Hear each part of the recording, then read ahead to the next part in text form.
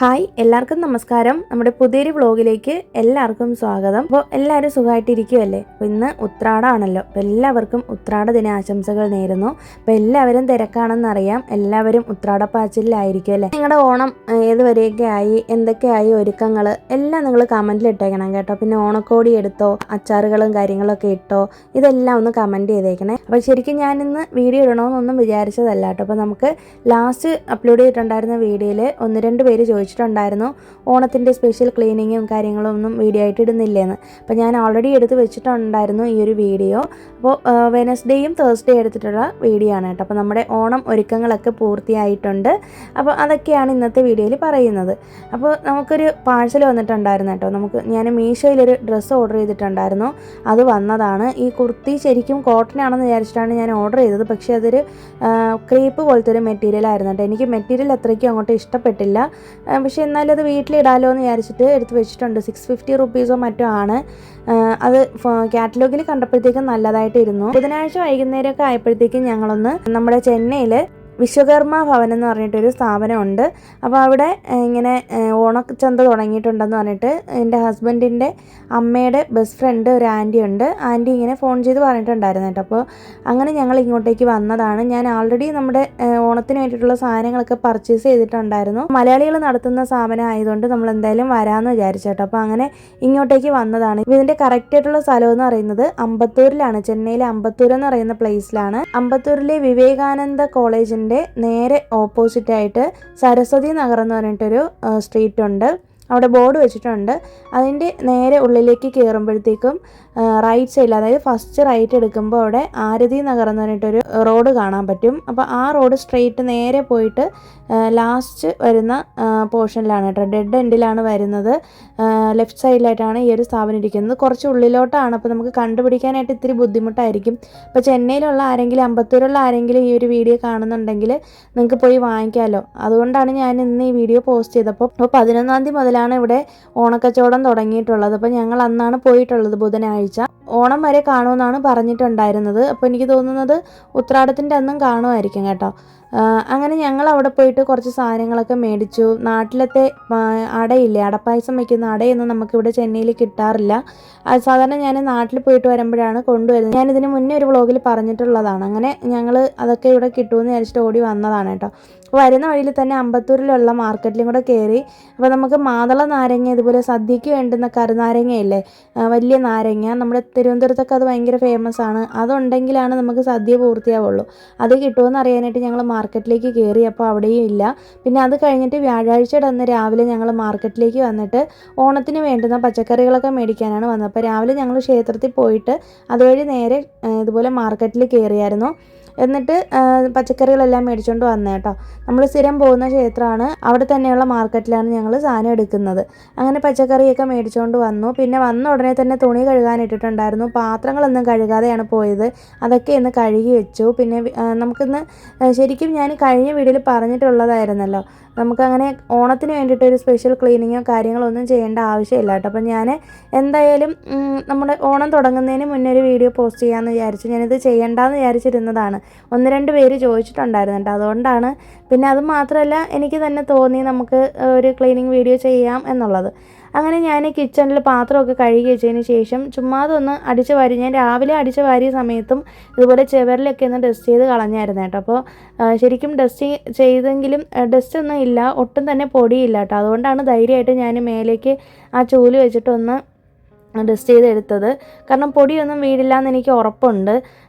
അതിന് വേണ്ടിയിട്ടുള്ള അഴുക്കൊന്നും ഇല്ല കേട്ടോ നമ്മുടെ വീട്ടിൽ. ഞാൻ മിക്കവാറും എല്ലാ ദിവസവും ക്ലീനിങ് ചെയ്യുന്നതാണല്ലോ, നിങ്ങൾക്ക് അറിയാവുന്നതല്ലേ. അതുകൊണ്ട് തന്നെ ഡീപ്പ് ക്ലീനിങ്ങിൻ്റെ ഒരാവശ്യം എനിക്കില്ല. എന്നാലും ഒന്ന് ഡസ്റ്റ് ചെയ്തെടുത്തു. അത് കഴിഞ്ഞിട്ട് ഞാൻ നമ്മുടെ പച്ചക്കറികളൊക്കെ എടുത്തൊന്ന് കൗണ്ടർ ടോപ്പിലേക്ക് തട്ടി വെച്ചിട്ടുണ്ട്.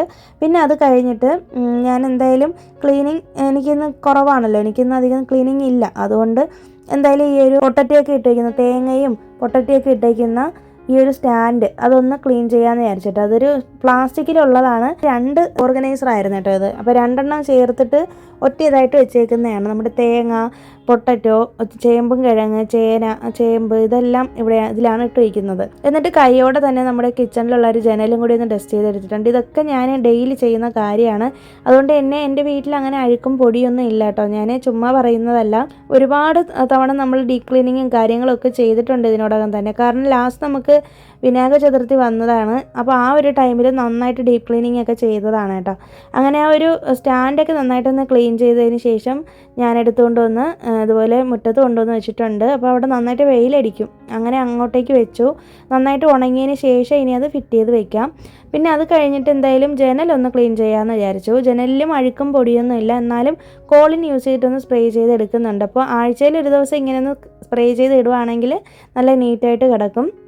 പിന്നെ മെയിനായിട്ട് ഡോർ ഒന്ന് ക്ലീൻ ചെയ്യണമായിരുന്നു. കാരണം ഞാൻ പറഞ്ഞിട്ടുണ്ടായിരുന്നില്ലേ കഴിഞ്ഞ വിനായക ചതുർത്ഥി വ്ളോഗിൽ, നമ്മുടെ വീട്ടിൽ എന്ത് വിശേഷം വന്നാലും നമ്മൾ ഡോറിൽ ചന്ദനവും കുങ്കുമവും ഒക്കെ തേക്കും. അതുകൊണ്ട് തന്നെ അതൊന്ന് ക്ലീൻ ചെയ്യാമെന്ന് വിചാരിച്ചിട്ടോ. നമ്മൾ ലാസ്റ്റ് വിനായക ചതുർത്ഥിയുടെ ആ സമയത്ത് മഞ്ഞളും കുങ്കുമവും ഒക്കെ തൊട്ട് വെച്ചിട്ടുണ്ടായിരുന്നു. പിന്നെ അത് കഴിഞ്ഞിട്ട് അത് മായ്ച്ച് കളഞ്ഞിട്ടുണ്ടായിരുന്നില്ല. അതുകൊണ്ട് എന്തായാലും ഇതൊക്കെ ഒന്ന് ക്ലീൻ ചെയ്യാമെന്ന് ഓർത്തേട്ടോ. പിന്നെ അത് കഴിഞ്ഞിട്ട് നേരെ വന്നിട്ട് നമ്മുടെ പൂജാ ഷെൽഫൊന്ന് അതിൻ്റെ ഡോറും അതുപോലെ തന്നെ ടി വി സ്റ്റാൻഡ് ഇരിക്കുന്നില്ലേ, ടി വി യൂണിറ്റിൻ്റെ അവിടെയൊക്കെ ഒന്ന് ക്ലീൻ ചെയ്തു.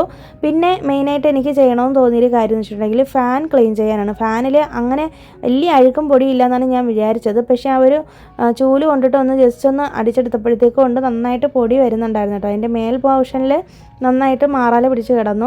സാധാരണ ഹസ്ബൻഡാണ് എനിക്ക് എ സിയും ഫാനും ഒക്കെ ക്ലീൻ ചെയ്ത് തരുന്നത്. പക്ഷേ ഇന്നിപ്പോൾ ഹസ്ബൻഡ് ജോലി ചെയ്തുകൊണ്ടിരിക്കുവാണ്, വീട്ടിലിരുന്ന് വർക്ക് ഫ്രം ഹോമിലാണ്. അപ്പോൾ അതുകൊണ്ട് എന്നെ ബുദ്ധിമുട്ടിക്കണ്ടല്ലോ എന്ന് വിചാരിച്ചിട്ട് ഞാൻ തന്നെ എന്നത് ക്ലീൻ ചെയ്തു. വലിയ അഴുക്കൊന്നും ഇല്ലായിരുന്നു, എന്നാലും ഞാനത് ക്ലീൻ ചെയ്ത് എടുത്തിട്ടുണ്ട്. പിന്നെ അത് കഴിഞ്ഞിട്ട് നമ്മുടെ ഷോക്കേസ് ഒന്ന് ക്ലീൻ ചെയ്തു. നമുക്കെല്ലാം ഒന്ന് ചുമ്മാതൊന്ന് പൊടി തട്ടി എടുത്താൽ മാത്രം മതി. ഡീപ്പ് ക്ലീനിങ്ങിൻ്റെ ഒരു ആവശ്യമില്ല കേട്ടോ. കാരണം ഓൾറെഡി ഞാൻ എല്ലാം ചെയ്ത് വെച്ചേക്കുന്നതായതുകൊണ്ട്. പിന്നെ ഈ ഒരു ആർട്ടിഫിഷ്യൽ പ്ലാന്റ് ഇരിക്കുന്ന ഈ ഒരു ചെറിയ സ്റ്റാൻഡില്ലേ, ഇത് ഞാൻ എന്തായാലും ഒന്ന് തുടയ്ക്കണമെന്ന് വിചാരിച്ചിരിക്കുകയായിരുന്നു കേട്ടോ 2 ദിവസമായിട്ട്. പിന്നെ അങ്ങനെ അതും കൂടി ഒന്ന് കോളിൻ തന്നെ യൂസ് ചെയ്തിട്ട് ഒന്ന് സ്പ്രേ ചെയ്തിട്ട് ഒന്ന് തുടച്ചെടുത്തു. പിന്നെ നമ്മുടെ പ്ലാന്റിൻ്റെ ലീവ്സൊക്കെ ഒന്ന് നന്നായിട്ടൊന്ന് തുടച്ചെടുത്തിട്ടുണ്ട്. കാരണം ഇവിടെ നമ്മൾ ഇതുപോലെ പൂക്കളൊക്കെ ഇട്ട് വയ്ക്കുന്നതാണ്. ഉരുളിയിൽ പൂക്കൾ ഇട്ട് വയ്ക്കും, അതുപോലെ തന്നെ സാമ്പ്രാണിയൊക്കെ കത്തിക്കുന്നതാണ്. അതുകൊണ്ട് അവിടെ ഒന്ന് ക്ലീൻ ചെയ്തെടുക്കാമെന്ന് വിചാരിച്ചു. പിന്നെ നമ്മുടെ ഫാനിൽ നിന്ന് വന്നിട്ടുള്ള പൊടിയാണ് തറയിൽ കിടക്കുന്നത്. അപ്പോൾ അതെല്ലാം ഞാനൊന്ന് അടിച്ച് വാരി ക്ലീൻ ചെയ്തെടുത്തു. പിന്നെ അത് കഴിഞ്ഞിട്ട് കൈയോടെ തന്നെ നമ്മുടെ ഗ്ലാസ് എല്ലാം ഒന്ന് ക്ലീൻ ചെയ്യാൻ വിചാരിച്ചിട്ടോ. ഇന്ന് ഞാൻ ജനൽ ക്ലീൻ ചെയ്തത് കൊണ്ട് പിന്നെ എന്തായാലും നമ്മുടെ ആ ഒരു ഹാളിലിരിക്കുന്ന വാഷ് ബേസിനിലെ കണ്ണാടിയും പിന്നെ നമ്മുടെ റൂമിലുള്ള ഒരു അലമാരയാണ് കണ്ണാടി അലമാരയായിട്ടുള്ളത്, അതും കൂടിയൊക്കെ ഒന്ന് ക്ലീൻ ചെയ്തെടുത്തിട്ടുണ്ട്. പിന്നെ നമ്മുടെ ബെഡ്റൂമിലുള്ള ആ ഒരു ജനലും കൂടി ഒന്ന് തുടച്ചെടുക്കാമെന്ന് വിചാരിച്ചിട്ട്. ഇവിടെയും അഴുക്കൊന്നും ഇല്ല, എന്നാലും ഞാനൊന്ന് കോളിൻ യൂസ് ചെയ്തിട്ടൊന്ന് സ്പ്രേ ചെയ്തിട്ട് നന്നായിട്ടൊന്ന് തുടച്ചെടുത്തിട്ടുണ്ട്. ഇതിപ്പോൾ ഇന്നിപ്പോൾ തുടച്ചിട്ടുണ്ടെങ്കിൽ ഒരാഴ്ചയൊക്കെ നമുക്ക് ഇങ്ങനെ നന്നായിട്ടിരിക്കും. പിന്നെ അതിൽ കൂടുതൽ ദിവസം ഇരിക്കുകയാണെങ്കിൽ പെട്ടെന്ന് തന്നെ ഡസ്റ്റ് കയറി അടിഞ്ഞു കൂടിയിരിക്കും. അതുകൊണ്ട് ഒരാഴ്ച കഴിയുമ്പോഴത്തേക്കും ഞാനത് ക്ലീൻ ചെയ്യും. പിന്നെ അത് കഴിഞ്ഞിട്ട് ആ ചെറിയ റൂമിലിരിക്കുന്ന നമ്മുടെ ബെഡ്റൂമിലുള്ള ഒരു ടി വിയും ജസ്റ്റ് ഒന്ന് തുടച്ചെടുത്തിട്ടുണ്ട്. പിന്നെ ഈ ഒരു ജനൽ നമ്മൾ എപ്പോഴും ഇങ്ങനെ തുറക്കാറില്ല കേട്ടോ, അടച്ചിട്ടേക്കുന്നതാണ്. അതുകൊണ്ട് അവിടെ കുറച്ചധികം തന്നെ ഡസ്റ്റ് ഉണ്ടായിരുന്നു, അതും കൂടി ഒന്ന് തുടച്ചെടുത്തു. ഞാൻ ഇത്രയും കാര്യങ്ങൾ ചെയ്യുന്നതിനിടയിൽ തന്നെ ആ ഒരു സ്റ്റാൻഡൊക്കെ ഒന്ന് നന്നായിട്ട് ഉണങ്ങി വന്നിട്ടുണ്ട്. ഇനി അതെല്ലാം ഒന്ന് ഫിറ്റ് ചെയ്ത് വെച്ചതിന് ശേഷം അതിനുള്ളിലേക്ക് സാധനങ്ങളൊക്കെ പെറുക്കിയിടണം.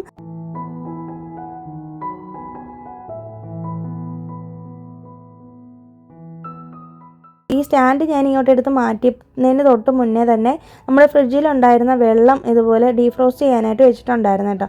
അപ്പോൾ അതിൻ്റെ വെള്ളമൊക്കെ എന്നിങ്ങനെ പുറകിൽ വന്നിട്ടുണ്ട്. അതൊക്കെ എടുത്തുനിന്ന് ഒരു ബക്കറ്റിലേക്ക് ആക്കിയിട്ട് കൊണ്ടുപോയി കളഞ്ഞിട്ടുണ്ട്.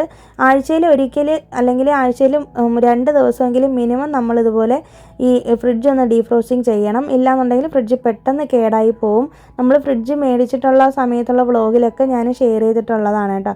പെട്ടെന്ന് തന്നെ ഈ സിംഗിൾ ഡോർ ഫ്രിഡ്ജ് കേടായി പോകാനുള്ളത് ഈ ഒരു കാരണം കൊണ്ടാണ്. അപ്പം ഞാൻ അതുകൊണ്ട് ആഴ്ചയിൽ 2 ദിവസമൊക്കെ ഇതൊന്ന് വെള്ളമൊക്കെ ഒന്ന് എടുത്ത് കളയാറുണ്ട്. പിന്നെ അത് കഴിഞ്ഞിട്ട് ഈ സ്റ്റാൻഡിനുള്ളിൽ ന്യൂസ് പേപ്പറുകൾ വെച്ച് കൊടുത്തതിന് ശേഷം അതിലേക്ക് ഇഞ്ചിയും വെളുത്തുള്ളിയും ഉരുളക്കിഴങ്ങും തേങ്ങ ഇങ്ങനത്തെ സാധനങ്ങളാണ് ഞാനിതിൽ മെയിനായിട്ട് വയ്ക്കുന്നത് കേട്ടോ. അപ്പോൾ അത് നമുക്ക് എടുക്കാനും ഈസിയാണ്, പിന്നെ നമുക്ക് കഴുകാനും എളുപ്പമാണ് കേട്ടോ, അതുപോലെ പ്ലാസ്റ്റിക് ആയതുകൊണ്ട്. പിന്നെ നമ്മൾ ഈ ഒരു ഫ്രിഡ്ജിൻ്റെ അടിഭാഗത്താണ് സവോളയും ചെറിയ ഉള്ളിയൊക്കെ ഇട്ട് വയ്ക്കുന്നത്. പിന്നെ കൈയോടെ തന്നെ ഞാൻ എന്തായാലും വേസ്റ്റും കൂടി ഒന്ന് കളയാമെന്ന് വിചാരിച്ചു. അപ്പോൾ ഹസ്ബൻഡ് മോളെ വിളിക്കാൻ പോകുന്ന സമയത്ത് ഇത് കൊണ്ടുപോയി കളഞ്ഞിട്ട് വരും. അങ്ങനെ ഞാൻ വേസ്റ്റൊക്കെ എന്നൊരു കവറിലോട്ട് ആക്കി വെച്ചിട്ടുണ്ട്. പിന്നെ ഇതിനിടയിൽ തന്നെ വേസ്റ്റ് ബോക്സ് കഴുകാനായിട്ടുണ്ടായിരുന്നു, അതും ഞാൻ കൊണ്ടുവന്ന് കഴുകാനായിട്ട് ബാത്റൂമിലേക്ക് കൊണ്ടുപോയിട്ടുണ്ട്. പിന്നെ അത് കഴിഞ്ഞിട്ട് ഞാൻ ചോറൊക്കെ കഴിച്ചതിന് ശേഷം, ഭക്ഷണം കഴിച്ചതിന് ശേഷമാണ് വീഡിയോ എടുത്തിട്ടുള്ളത്. നമ്മൾ മെയിനായിട്ട് ഇന്ന് പച്ചക്കറി മേടിച്ചപ്പോഴത്തേക്കും അച്ചാറിടാനുള്ള മാങ്ങ, ഇഞ്ചി, നാരങ്ങ, നെല്ലിക്ക ഇത്രയും മേടിച്ചിട്ടുണ്ടായിരുന്നു കേട്ടോ. അപ്പം ഞങ്ങൾ എല്ലാ പ്രാവശ്യവും ഞാനിങ്ങനെ ഓണത്തിന്, അതായത് ഉത്രാടത്തിനും 2 ദിവസം മുന്നേ തന്നെ അച്ചാറൊക്കെ ഇട്ട് വെച്ചേക്കും. നേരത്തെ എല്ലാ കാര്യങ്ങളും ചെയ്ത് വെച്ചേക്കാം കേട്ടോ. പിന്നെ ഇതിനിടയിൽ തന്നെ ഞാൻ നമ്മുടെ ഫ്ലോർ മാറ്റ്സ് എല്ലാം കൂടി നമ്മുടെ വാഷിംഗ് മെഷീനിൽ ഇട്ടിട്ടുണ്ടായിരുന്നു. അതൊക്കെ ഒന്ന് കഴുകി എടുക്കാനായിട്ട് ഇട്ടിട്ടുണ്ട്. പിന്നെ നാരങ്ങയൊക്കെ ഞാൻ ഇതുപോലെ ഒന്ന് ചെറുതായിട്ട് വാട്ടിയിട്ടുണ്ട്. പിന്നെ നെല്ലിക്ക ഞാൻ വാട്ടിയിട്ടില്ല കേട്ടോ, ചുമ്മാതൊന്ന് പച്ചയ്ക്കാണ് പൊളിച്ചെടുത്തേക്കുന്നത്. കുരുവൊക്കെ കളഞ്ഞിട്ട് ഉപ്പും കായപ്പൊടിയും ഇതുപോലെ പച്ചമുളകൊക്കെ ഇട്ട് വെച്ചിട്ടുണ്ട്. പിന്നെ മാങ്ങയും അരിഞ്ഞ് ഉപ്പും പച്ചമുളകും കായപ്പൊടിയൊക്കെ ഇട്ട് വെച്ചിട്ടുണ്ട്. അപ്പം നാരങ്ങ, നെല്ലിക്ക, മാങ്ങ ഇത്രയും സാധനങ്ങളാണ് ഞാനിപ്പോൾ കട്ട് ചെയ്ത് വെച്ചിട്ടുള്ളത്. ഇനി അടുത്ത ഏറ്റവും വലിയൊരു ടാസ്ക് എന്ന് പറയുന്നത് ഇഞ്ചി അരിഞ്ഞെടുക്കുന്നതാണ് കേട്ടോ. ഇഞ്ചി എനിക്ക് ഏറ്റവും പാടുള്ള കാര്യമാണ്. പിന്നെ മാത്രമല്ല, ഇഞ്ചി അച്ചാറിടുന്നത് നമുക്ക് കുറേ ടൈം നമുക്ക് എടുക്കും. അപ്പോൾ അത് കൂടുതൽ പേരും പറഞ്ഞു കേട്ടിട്ടുണ്ട്, ഇഞ്ചി അച്ചാറിടുമ്പോൾ നമ്മുടെ വീട്ടിലെ അമ്മമാരൊന്നും ചെയ്യുന്ന രീതിയിൽ വരുന്നില്ല എന്നൊക്കെ. അപ്പോൾ എനിക്ക് ഈ ഒരു ഇഞ്ചി അച്ചാർ ഞാൻ എപ്പോഴും ചെയ്യുന്ന പോലെ അല്ല കേട്ടോ ചെയ്തത്. ഇത് എനിക്ക് എൻ്റെ ബെസ്റ്റ് ഫ്രണ്ട് സൂര്യയുടെ അമ്മ പറഞ്ഞു തന്നിട്ടുള്ള റെസിപ്പിയാണ്. അവളുടെ അമ്മ ഇതുപോലെയാണ് ചെയ്യുന്നതെന്ന് പറഞ്ഞു. അപ്പോൾ അങ്ങനെ അത് ഞാൻ ഫോളോ ചെയ്തിട്ടാണ് ഈ ഒരു അച്ചാർ ഇട്ടിട്ടുള്ളത്. അപ്പോൾ റെസിപ്പിയും കൂടി ഞാൻ ഷെയർ ചെയ്യുന്നുണ്ട്, അപ്പോൾ നിങ്ങൾ കണ്ടു നോക്കിയാൽ മതി. ഇതിനിടയിൽ തന്നെ ഞാൻ ടെറസിൻ്റെ മേലേക്ക് വന്നിട്ട് തുണികളൊക്കെ വിരിച്ചിട്ടുണ്ട്. പിന്നെ ആമി ഇതിനിടയിൽ സ്കൂൾ വിട്ട് വന്നു. പിന്നെ അവളുടെ കാര്യങ്ങൾ നോക്കി. ആകെ കൂടി തിരക്ക് പിടിച്ചൊരു ദിവസമായിരുന്നു കേട്ടോ വ്യാഴാഴ്ച. എനിക്ക് ഭയങ്കര ബിസി ആയിരുന്നു. ഞാൻ എല്ലാ പണിയും കൂടി ഒരുമിച്ച് എടുക്കുകയും ചെയ്തു. വൈകുന്നേരം ആയപ്പോഴത്തേക്കും ഞാനങ്ങ് കിടപ്പിലാവുകയും ചെയ്തു. അത്രയ്ക്ക് എനിക്ക് ബോഡി പെയിനും കാര്യങ്ങളൊക്കെ ഉണ്ടായി. പിന്നെ ആമയുടെ ഈ ഒരു ഓണക്കോടി ഇതാണ്. ഞാൻ ഇതിന് മുന്നേ ഒരു വ്ളോഗിൽ കാണിച്ചിട്ടുള്ളതാണ് കേട്ടോ. അപ്പോൾ നമ്മുടെ ഒരു സബ്സ്ക്രൈബർ അശ്വതി ഇതുപോലെ എപ്പോഴും പറയാറുണ്ട് ഇങ്ങനെ സ്റ്റിച്ചിങ് വീഡിയോസൊക്കെ ഇടണേന്ന്. അപ്പോൾ ഞാനിന്ന് എന്തായാലും ആമയുടെ ഈ ഒരു ഓണക്കോടിയുടെ ബ്ലൗസ് ഉണ്ടല്ലോ, ഈ ഒരു പട്ടുപാവാടയുടെ ബ്ലൗസ് അവൾക്ക് ഇച്ചിരി വലുതാണ്, അതൊന്ന് തയ്ച്ചെടുക്കാമെന്ന് വിചാരിച്ചേട്ടോ. അപ്പോൾ സ്റ്റിച്ചിങ് വീഡിയോ കൂടി ഉൾപ്പെടുത്തണമെന്ന് പറഞ്ഞുകൊണ്ടാണ് ഞാനിതൊന്ന് ആഡ് ചെയ്യുന്നത്. അപ്പോൾ കഴിഞ്ഞ വീഡിയോയിൽ ഞാൻ പറഞ്ഞിട്ടുണ്ടായിരുന്നല്ലോ എനിക്ക് ഇങ്ങനെ മെഷീൻ ചവിട്ടുമ്പോഴത്തേക്കും ഭയങ്കരമായിട്ട് നടുവേദനയാണെന്ന്. അപ്പോൾ 1-2 ചേച്ചിമാർ എനിക്കിങ്ങനെ കമൻറ്റ് ഇട്ടിട്ടുണ്ടായിരുന്നു, ഇതുപോലെ നമ്മൾ ഇരിക്കുന്ന ചെയറിൽ പില്ലോ വെച്ചിട്ട് ഇരിക്കണമെന്നുള്ളത്. ശരിക്കും എനിക്ക് അറിയത്തില്ലായിരുന്നു കേട്ടോ, ഇതെനിക്കൊരു പുതിയ അറിവാണ്. എനിക്കത് ശരിക്കും ഭയങ്കര സന്തോഷം തോന്നി. കാരണം ഞാൻ ഇങ്ങനെ ചവിട്ടുന്ന മെഷീൻ ആയതുകൊണ്ട് ഇതുപോലെ തലയണ വെച്ചിട്ട് ഇരുന്നാലാണ് നടുവേദന എടുക്കാതിരിക്കുള്ളൂ എന്ന് പറഞ്ഞു തന്നു. അങ്ങനെ ഞാൻ ഇത്തവണ അങ്ങനെ ചെയ്ത് നോക്കിയപ്പോൾ എനിക്ക് ബാക്ക് പെയിൻ ഒന്നും ഇല്ലായിരുന്നു കേട്ടോ. എനിക്ക് ഭയങ്കര സന്തോഷം തോന്നി. അപ്പോൾ എനിക്ക് അറിയാത്ത കാര്യങ്ങളൊക്കെ നിങ്ങൾ പറഞ്ഞു തരുമ്പോൾ ഭയങ്കര സന്തോഷം തോന്നാറുണ്ട്. ഇനിയും അതുപോലെ എന്തെങ്കിലുമൊക്കെ തെറ്റുകളോ കുറ്റങ്ങളോ ഒക്കെ ഉണ്ടെങ്കിൽ നിങ്ങൾ തീർച്ചയായിട്ടും പറഞ്ഞു തരിക. അതുമാത്രമല്ല, ഇതുപോലുള്ള പുതിയ പുതിയ കാര്യങ്ങൾ നിങ്ങൾ പറഞ്ഞു തരുമ്പോഴാണ് നമ്മുടെ പുതിയ സബ്സ്ക്രൈബേഴ്സിന് മനസ്സിലാവുള്ളൂ അല്ലേ. അപ്പോൾ അതുകൊണ്ടാണ് ഞാനിത് ഷെയർ ചെയ്തത്. അപ്പോൾ എന്നെപ്പോലെ ഇതൊക്കെ അറിയാതെ ആരെങ്കിലും തയ്യൽ ചെയ്യുന്നുണ്ടെങ്കിൽ നിങ്ങളും പില്ലോ വെച്ചിട്ട് ഇരുന്നാൽ മതി കേട്ടോ. അങ്ങനെ ഞാൻ ആമിയുടെ ആ ഒരു ഓണക്കോടിയൊക്കെ ഒന്ന് തയ്ച്ചെടുത്തു, എല്ലാം ഒന്ന് റെഡിയാക്കി. കുറേ നേരം ഇരുന്ന് തയ്ച്ചായിരുന്നു കേട്ടോ. പക്ഷേ എനിക്ക് ബാക്ക് പെയിൻ ഒന്നും ഉണ്ടായില്ലായിരുന്നു. ഒരുപാട് താങ്ക്സ് ഉണ്ട് എല്ലാവരോടും. പിന്നെ അത് കഴിഞ്ഞിട്ട് നോക്കിയപ്പോഴത്തേനുണ്ട് നമുക്കൊരു പാഴ്സൽ വന്നിട്ടുണ്ട്. അപ്പോൾ ഈ ഓണം എനിക്ക് ഭയങ്കര സ്പെഷ്യലാണ്. കാരണം എൻ്റെ ബെസ്റ്റ് ഫ്രണ്ട് അഞ്ജു എനിക്ക് ഇതുപോലെ നാട്ടിൽ നിന്ന് ഇങ്ങനെ കുറച്ച് ഗിഫ്റ്റ് എനിക്ക് അയച്ചിട്ടുണ്ടായിരുന്നു. അപ്പോൾ ഇന്നാണത് വീട്ടിൽ കിട്ടിയത്. എനിക്ക് ഭയങ്കര സന്തോഷം തോന്നി. കാരണം ഓണം പ്രമാണിച്ച് അവൾ എനിക്ക് അയച്ചു തന്ന ഗിഫ്റ്റാണ്. എനിക്ക് മാത്രമല്ല, ഹസ്ബൻഡിനും മോൾക്കും എനിക്കൊക്കെ അയച്ചു തന്നിട്ടുണ്ടായിരുന്നു. പിന്നെ ഏറ്റവും എനിക്ക് സന്തോഷവും സങ്കടവും തോന്നിയൊരു കാര്യം എന്ന് പറയുന്നത് നമ്മുടെ വീടിന് വേണ്ടിയിട്ട് അവളൊരു ഗിഫ്റ്റ് അയച്ചു തന്നു. അപ്പോൾ എൻ്റെ വ്ളോഗൊക്കെ അവൾ സ്ഥിരം കാണാറുണ്ട്, കമൻറ്റൊക്കെ ചെയ്യാറുള്ളതാണ്. അപ്പോൾ ഈ ഒരു ഗുരുവായൂരപ്പനാണ് എനിക്ക് തന്നത്. എനിക്കിത് കണ്ടപ്പോഴത്തേക്കും ഭയങ്കര സന്തോഷം തോന്നി കേട്ടോ. എനിക്ക് എൻ്റെ ലൈഫിൽ ആദ്യമായിട്ടാണ് എനിക്കൊരാളിങ്ങനെ ഗുരുവായൂരപ്പനെ ഗിഫ്റ്റായിട്ട് തരുന്നത്. എൻ്റെ കല്യാണത്തിന് എൻ്റെ അനിയൻ ഇങ്ങനെ എനിക്ക് ഒരു കൃഷ്ണനും രാധയും കൂടി ഇരിക്കുന്ന ഒരു ചെറിയൊരു ഇതുപോലൊരു ഷോ പീസ് എനിക്ക് തന്നിട്ടുണ്ടായിരുന്നുണ്ട്. അത് ഞാൻ ഇത്രയും വർഷമായിട്ട് എൻ്റെ കയ്യിൽ കൊണ്ട് നടക്കുന്നുണ്ട്. നമ്മുടെ പൂജാ റൂമിൽ വെച്ചിട്ടുണ്ട്. അപ്പോൾ എനിക്ക് ഗുരുവായൂരപ്പനെ കണ്ടപ്പോൾ ഭയങ്കര സന്തോഷം തോന്നി. പിന്നെ അങ്ങനെ അവളുടെ ഗിഫ്റ്റൊക്കെ എടുത്ത് ഞാൻ നോക്കിയതിന് ശേഷം പിന്നീട് അവൾ എനിക്കൊരു ലെറ്ററും കൂടി അയച്ചിട്ടുണ്ടായിരുന്നു. അത് തികച്ചും പേഴ്സണലായതുകൊണ്ട് ഞാൻ വായിക്കുന്നൊന്നുമില്ല. അങ്ങനെ അതൊക്കെ കഴിഞ്ഞതിന് ശേഷം നേരെ വന്നിട്ട് ഞാൻ ഇഞ്ചി അച്ചാറിടാമെന്ന് വിചാരിച്ചു കേട്ടോ. അപ്പോൾ ഇപ്പോൾ തന്നെ വൈകുന്നേരം ഒരു 6:30-7 മണിയായിട്ടുണ്ട്. അപ്പോഴത്തേക്കാണ് ഞാൻ കിച്ചണിലേക്ക് വന്നത്. അപ്പോൾ നല്ലെണ്ണ നന്നായിട്ട് ചൂടാക്കിയതിന് ശേഷം ഇഞ്ചി ആദ്യം ഒന്ന് വറുത്ത് കോരിയിട്ടുണ്ട്. അപ്പോൾ ഒരു മീഡിയം ഫ്ലെയിമിലിട്ടിട്ടാണ് നമ്മൾ ഇഞ്ചി വറുത്തെടുക്കേണ്ടത്, കരിഞ്ഞൊന്നും പോകരുത്. ഇഞ്ചി അരിയുന്ന സമയത്ത് നന്നായിട്ട് ഫൈനായിട്ട്, അതായത് കട്ടി കുറച്ച് വേണം അരിഞ്ഞെടുക്കാനായിട്ട്. കയ്യിൽ നീറ്റിലൊക്കെ ഉണ്ടാവും. അപ്പോൾ അതിന് വേണ്ടിയിട്ട് നല്ലെണ്ണ തടവിയിട്ടാണ് നിങ്ങൾ ഇഞ്ചി അരിഞ്ഞെടുക്കേണ്ടത്. പിന്നെ അത് കഴിഞ്ഞിട്ട് കുറച്ച് ചെറിയ ഉള്ളി, 10 താഴെ കുറച്ച് ചെറിയ ഉള്ളി എടുത്തിട്ട് ഇതുപോലെ ഒന്ന് വട്ടത്തിന് അരിഞ്ഞ് അതും കൂടി ഒന്ന് വറുത്തെടുത്തിട്ടുണ്ട്. ഇതുപോലൊരു ബ്രൗൺ കളർ ആവുന്നവരേക്കും ഒന്ന് വറുത്തെടുക്കുക. അതിനുശേഷം ലാസ്റ്റായിട്ട് ഒരു പിടിയിൽ താഴെ, അതൊരു 1/4 പിടിയോളം തേങ്ങ ചിരകിയതും കൂടി ചേർത്തിട്ട് നന്നായിട്ടൊന്ന് മൂപ്പിച്ചെടുക്കുന്നുണ്ട്. അപ്പോൾ നമ്മൾ ഓൾറെഡി ഇഞ്ചി വറുത്തെടുത്ത ഈ എണ്ണ നന്നായിട്ട് ചൂടായി കിടക്കുമായിരിക്കും. അപ്പോൾ നിങ്ങൾ തേങ്ങയും ഉള്ളിയൊക്കെ വറുക്കുന്ന സമയത്ത് വളരെ ലോ ഫ്ലെയിമിലിട്ടിട്ട് വേണം വറുത്തെടുക്കാനായിട്ട്. പിന്നെ ലാസ്റ്റായിട്ട് ഇതിലേക്ക് സൂര്യയുടെ അമ്മ പറഞ്ഞു തന്നിട്ടുള്ളൊരു സീക്രട്ട് ഇൻഗ്രീഡിയൻ്റ് എന്ന് പറയുന്നത് കറിവേപ്പിലയും അതുപോലെ തന്നെ നല്ല ജീരകവും കൂടി വറുത്തെടുക്കാനായിട്ട് പറഞ്ഞിട്ടുണ്ടായിരുന്നു കേട്ടോ. അപ്പോൾ ഇത് രണ്ടും കൂടി നന്നായിട്ട് വറുത്തെടുത്തതിന് ശേഷം നമ്മൾ തണുക്കാനായിട്ട് വെച്ചിട്ടുണ്ടായിരുന്നു. അതിനുശേഷം ഒരു മിക്സിയുടെ ജാറിലേക്ക് ഇട്ടിട്ട് ഒന്ന് ക്രഷ് ചെയ്തെടുക്കുന്നുണ്ട്. അപ്പോൾ നമ്മൾ ഇഞ്ചി അച്ചാർ ചെയ്യുന്ന സമയത്ത് ഫൈനായിട്ട് അരച്ചെടുക്കാറില്ല, ഇതുപോലെ ഒന്ന് ജസ്റ്റ് ക്രഷ് ചെയ്തിട്ടാണ് എടുക്കാറുള്ളത്. അങ്ങനെ മിക്സി നന്നായിട്ട് തുടച്ചിട്ട് നല്ല, അതായത് നനവൊന്നും ഇല്ലാത്ത ഒരു ജാറിൽ വേണം നമ്മൾ ഇത് ക്രഷ് ചെയ്തെടുക്കാനായിട്ട്. അതിനുശേഷം നമ്മൾ അതേ പാനിൽ തന്നെ ഓൾറെഡി നമ്മൾ വറുത്ത് വെച്ചിരിക്കുന്ന എണ്ണ ഉണ്ടായിരിക്കും, നല്ലെണ്ണ വേണമെന്നുണ്ടെങ്കിൽ കുറച്ചും കൂടി ചേർത്ത് കൊടുക്കാം. എണ്ണ നന്നായിട്ട് ചൂടാക്കിയതിന് ശേഷം അതിലേക്ക് കുറച്ച് കടുക്, വറ്റൽമുളക്, കറിവേപ്പില ഇത്രയും കൂടി ഇട്ടിട്ട് പൊടികൾ ചേർത്ത് കൊടുക്കുന്നുണ്ട്. കുറച്ച് മഞ്ഞൾപ്പൊടി, എരിവിന് ആവശ്യത്തിന് വേണ്ടിയിട്ട് മാത്രമുള്ള മുളക് പൊടി. നമ്മൾ ഓൾറെഡി പച്ചമുളക് വറുത്ത്, കടുക് വറുത്തപ്പോഴത്തേക്ക് നമ്മൾ പച്ചമുളക് വറുത്തതാണ്, അതുകൊണ്ട് തന്നെ എരിവിന് ആവശ്യത്തിനുള്ള മുളക് പൊടി ഒരു 1.5 സ്പൂണോ അല്ലെങ്കിൽ 1 സ്പൂണ്, ചെറിയ സ്പൂണിൽ 1 സ്പൂണ് മല്ലിപ്പൊടിയും കൂടെ ചേർത്ത് കൊടുത്തിട്ട് നന്നായിട്ടൊന്ന് മിക്സ് ചെയ്ത് എടുക്കുക. അതിനുശേഷം നമ്മൾ നേരത്തെ മിക്സിയിൽ അടിച്ച് വെച്ചിരിക്കുന്ന ഒരു ഇഞ്ചിയുടെ ഇതും കൂടെ ചേർത്ത് കൊടുക്കുക. അതിനുശേഷം നന്നായിട്ടൊന്ന് ഇളക്കിയതിന് ശേഷം ലാസ്റ്റായിട്ട് നമ്മൾ പുളി പിഴിഞ്ഞ് ചേർത്ത് കൊടുക്കുക. ഒരു നെല്ലിക്ക സൈസിലുള്ള പുളി നമ്മൾ ആദ്യമേ തന്നെ ഇതുപോലെ ചൂടുവെള്ളത്തിലിട്ട് വെച്ചേക്കണം. പുളി നന്നായിട്ട് പിഴിഞ്ഞ് ഇതിലേക്ക് ഒഴിച്ചു കൊടുക്കുക.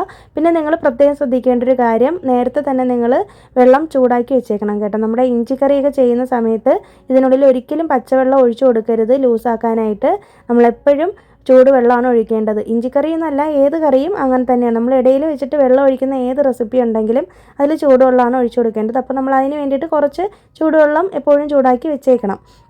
അതിനുശേഷം നമ്മൾ ഈ കറി ഒന്ന് ലൂസാക്കി എടുത്തു. അതിനുശേഷം അതിലേക്ക് ആവശ്യത്തിന് ഉപ്പിട്ട് കൊടുത്തു. ടേസ്റ്റ് ഒന്ന് ബാലൻസ് ചെയ്യാൻ വേണ്ടിയിട്ട് നമ്മളിതിലേക്ക് കായപ്പൊടിയും പിന്നെ അവസാനമായിട്ട് ഇതിലേക്ക് നിങ്ങൾ കുറച്ച് ശർക്കര ചേർത്ത് കൊടുക്കുക. ഞാനിപ്പോൾ പൊടിച്ച ശർക്കരയാണ്, ശർക്കരയുടെ പൗഡർ ഒരു 1.5 സ്പൂണോളം ചേർത്ത് കൊടുത്തിട്ടുണ്ട്, ചെറിയ സ്പൂണിലാണ്.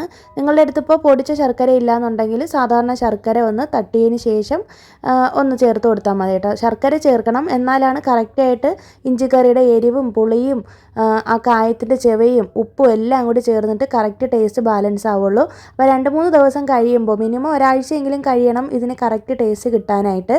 അല്പം ലൂസാക്കിയാണ് എടുക്കേണ്ടത് ഈ കറി.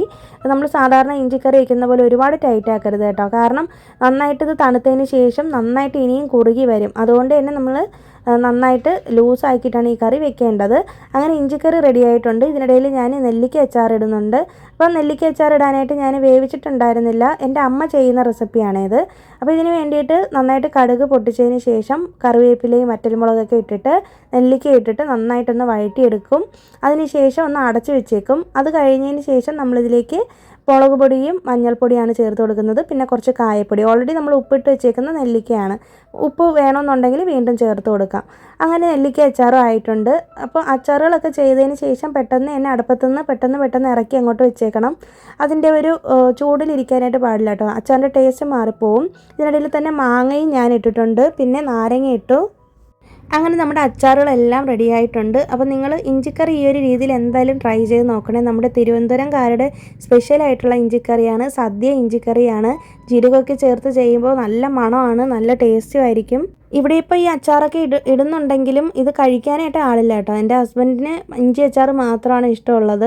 അതുപോലെ ആമയാണെങ്കിൽ ഒരു അച്ചാറും കഴിക്കില്ല, കുട്ടികളല്ലേ, അവർക്ക് അങ്ങനെ ഇഷ്ടപ്പെടുകയൊന്നുമില്ല അച്ചാറുകളൊന്നും. പിന്നെ ഞാൻ തന്നെ ഇതൊക്കെ കഴിച്ച് തീർക്കണം. എനിക്കും അങ്ങനെ അച്ചാറുകളോട് അധികം താല്പര്യമൊന്നുമില്ല. പിന്നെ നിങ്ങൾ നിങ്ങൾ ചോദിക്കുക എന്തിനാണ് ഇത്രയും ഇട്ട് വെച്ചതെന്നല്ലേ. അപ്പോൾ എന്തായാലും ഓണം വരുമ്പോൾ നമ്മൾ ഇതൊക്കെ അറിയാതെ ഓട്ടോമാറ്റിക്കായിട്ട് ചെയ്തു പോകുന്നതാണ് കേട്ടോ. നമുക്ക് എത്രയൊക്കെ നമ്മളൊന്നും ചെയ്യുന്നില്ല എന്ന് പറഞ്ഞാലും ആ ഒരു ടൈം ആകുമ്പോൾ നമ്മൾ എല്ലാം അങ്ങ് ചെയ്യും. അങ്ങനെ നമ്മുടെ അച്ചാറുകളെല്ലാം തയ്യാറായിട്ടുണ്ട്. അപ്പോൾ ഇത്തവണ നിങ്ങൾ എന്തായാലും വീട്ടിൽ ഇതുവരെയും ഓണപരിപാടികളൊന്നും തുടങ്ങിയിട്ടില്ലെങ്കിൽ, അച്ചാറുകളൊന്നും ഇട്ടിട്ടില്ലെങ്കിൽ തീർച്ചയായിട്ടും ഈ ഒരു രീതിയിൽ ഇഞ്ചിക്കറി ചെയ്ത് നോക്കണം കേട്ടോ. 2 ദിവസം മുന്നേ എങ്കിലും ഇട്ട് വെച്ചേക്കണം. ഇഞ്ചിക്കറിയൊക്കെ ഒരാഴ്ച മുന്നേ ഇട്ട് വെച്ചിരുന്നാലാണ് ആ ഒരു പഴകുന്ന സമയത്താണ് അതിൻ്റെ ടേസ്റ്റ് വരുള്ളൂ കേട്ടോ. അപ്പോൾ ഇങ്ങനെയല്ല നിങ്ങൾ ഇതുവരെ ഇഞ്ചി അച്ചാർ ചെയ്തിട്ടുള്ളെങ്കിൽ ഈ ഒരു രീതിയിൽ ട്രൈ ചെയ്ത് നോക്കിയിട്ട് എങ്ങനെ ഉണ്ടെന്നൊന്ന് കമൻറ്റ് ചെയ്തേക്കണേ വരുന്ന വ്ളോഗിലൊക്കെ. അപ്പോൾ അഡ്വാൻസ് ആയിട്ട് ഞാൻ എല്ലാവർക്കും തിരുവോണ ആശംസകൾ നേരുവാണ്. അപ്പോൾ എല്ലാവരും ഉത്രാടത്തിൻ്റെ തിരക്കും എല്ലാം കഴിഞ്ഞതിന് ശേഷം നമ്മുടെ വീഡിയോ ഒക്കെ ഒന്ന് കണ്ടു നോക്കണം കേട്ടോ. അപ്പോൾ പുതിയൊരു വീഡിയോ നമുക്ക് വീണ്ടും കാണാം. അതുവരേക്കും എല്ലാവർക്കും ബൈ. Thanks for watching.